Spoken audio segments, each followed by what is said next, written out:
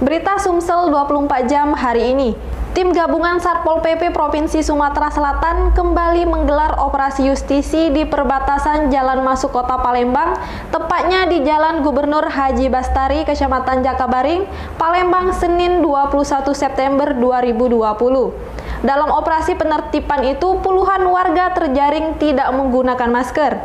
Para warga bandel itu diberikan tindakan untuk edukasi, pembinaan, serta kedisiplinan untuk mematuhi protokol kesehatan. Tim gabungan Satuan Polisi Pamong Praja Provinsi Sumatera Selatan kembali menggelar operasi justisi di perbatasan jalan masuk kota Palembang, tepatnya di Jalan Gubernur Haji Bastari, Kecamatan Jakabaring, Palembang, Senin 21 September 2020. Dalam operasi penertiban itu, puluhan warga terjaring tidak menggunakan masker. Para warga bandel itu diberikan tindakan untuk edukasi, pembinaan, serta kedisiplinan untuk mematuhi protokol kesehatan. Menurut Kasat Pol PP Provinsi Sumsel, Ari Saputra, operasi penertiban tersebut digelar dari pukul 9.20 waktu Indonesia Barat hingga pukul 9.50 waktu Indonesia Barat. Baru kurang lebih 1 jam tercatat puluhan warga yang terjaring. Mereka tidak memakai masker di pandemi COVID-19 padahal sudah ada aturan pergub dan perwali yang mengaturnya. Menurut Ari Saputra, banyak pendatang yang masuk ke kota Palembang namun tidak menggunakan masker. Karena itu, bagi warga bandel tersebut diberikan tindakan untuk edukasi, pembinaan, serta kedisiplinan dalam mematuhi protokol kesehatan. Reporter Citra Utama dan juru kamera Al-Hadi Farid, palfresh.com. Pemirsa, pemerintah Kabupaten Banyuasin menggelar syukuran atas 2 tahun kepemimpinan Askolani dan Slamet. Kegiatan yang digelar di Penopoan Rumah Dinas Bupati ini ditandai dengan pembacaan ayat Al-Quran dan doa bersama. Suasana pendopoan Rumah Dinas Bupati Banyuasin sedikit berbeda.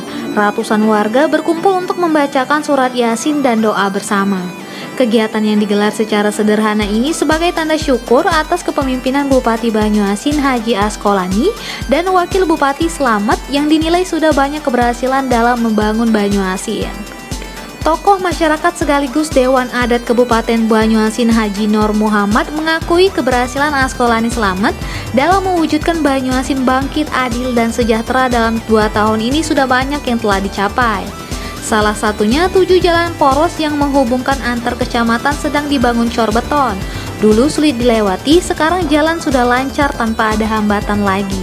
Sementara itu, Bupati Banyuasin Askolani mengucapkan terima kasih atas dukungan elemen masyarakat dan stakeholder di Kabupaten Banyuasin.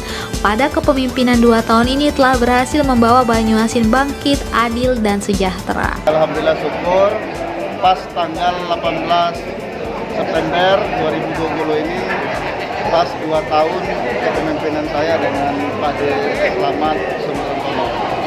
Nah, di dalam ulang tahun ini tentunya kita mengintrospeksi diri dan juga mengkoreksi para OPD apa yang sudah kita lakukan selama 2 tahun ini terkait dengan program Banyuasin Bangkit, Adil, dan Sejahtera yang di dalamnya ada 7 program pokok andalan kita.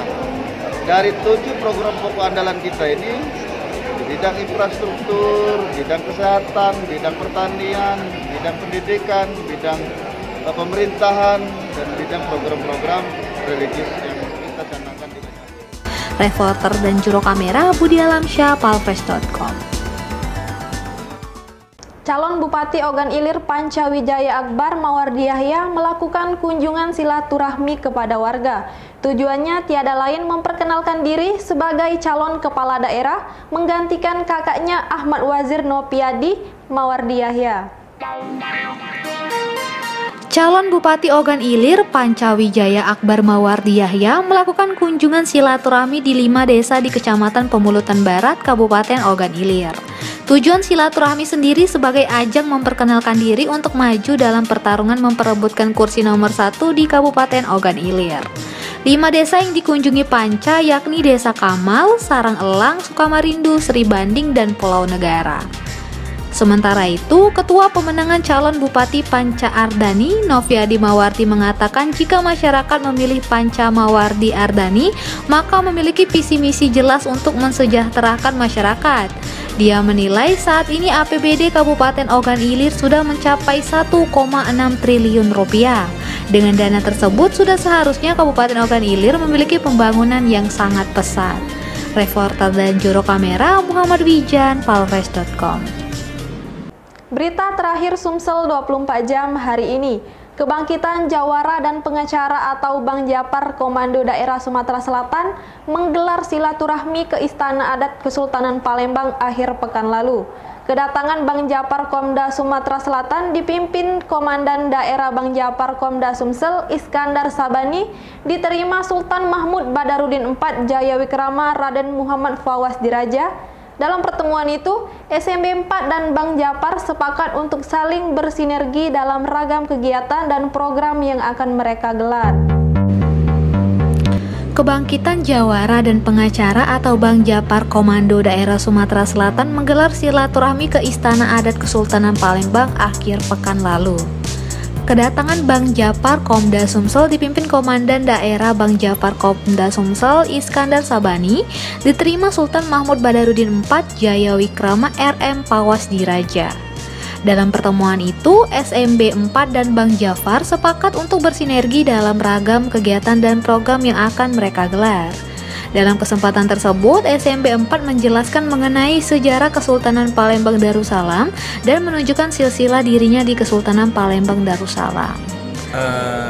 Kedepannya, tadi kan ini baru silaturahmi dulu. Kedepannya memang kita udah jadi bagian bersama Bang Japar.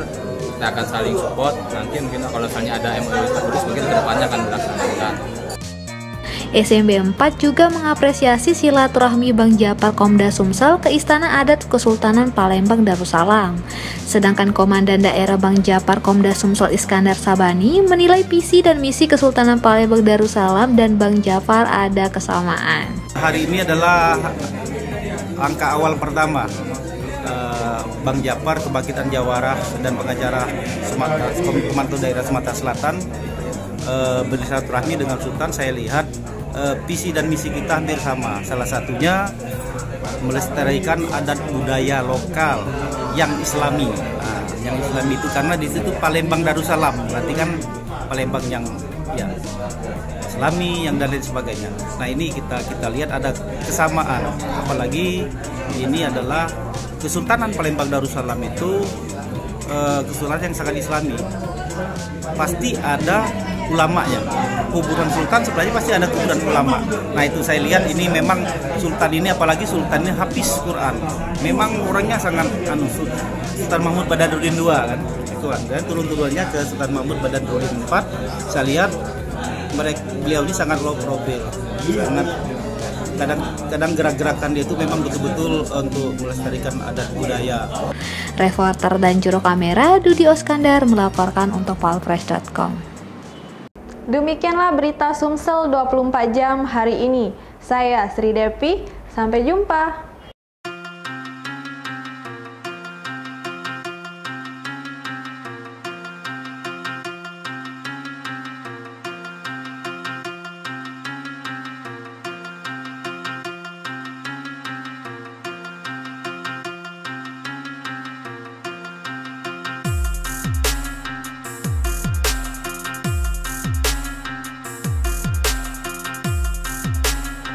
Assalamualaikum warahmatullahi wabarakatuh.